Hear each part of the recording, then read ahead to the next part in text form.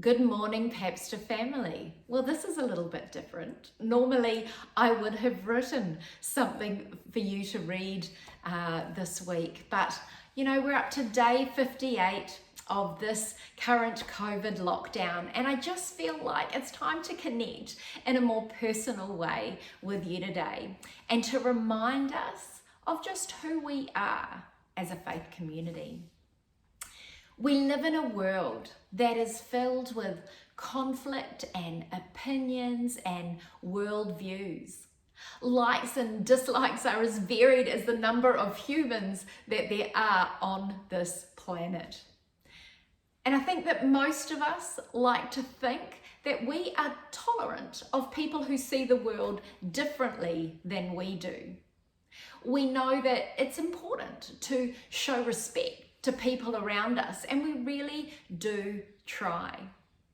But sometimes we find ourselves only tolerant of people who see things our way.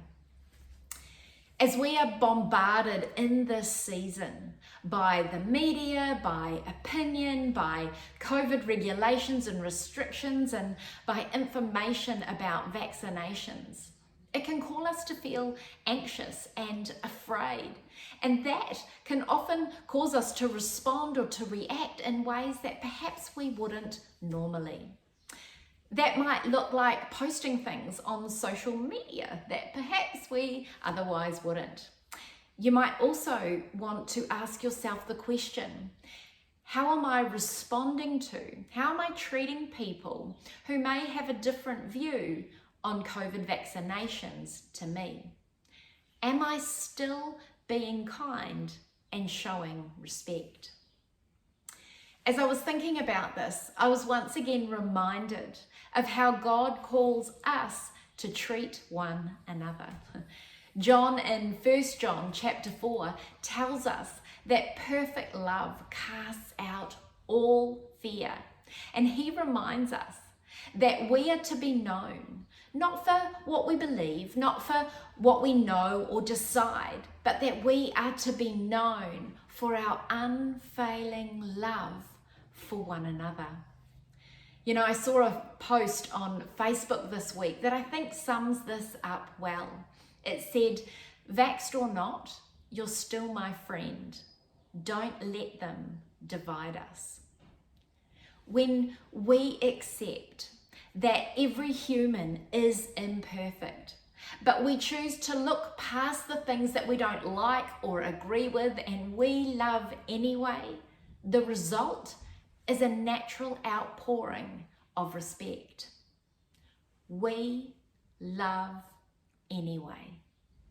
Not in spite of our differences, not ignoring them either, but we love anyway because it is in our differences. It's in stepping towards others and listening to them and respecting them for who they are without trying to change them, that we come closer to creating the kind of communities that God desires for us.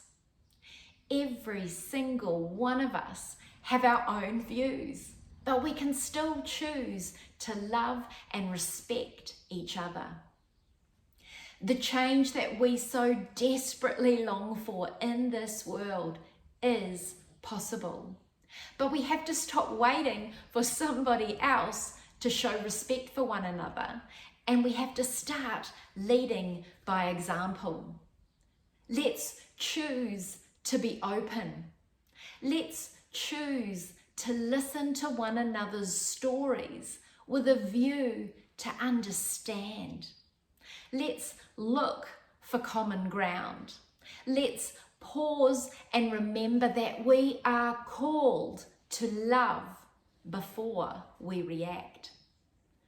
So whether it's the woman behind the checkout at the supermarket, whether it's a work colleague or someone from the gym or someone here at Pabster, you can make a difference by showing love and respect to others. And you know why? Because they're worth it. Every single person you meet is worthy of love and respect. So how will you reveal love and respect this week?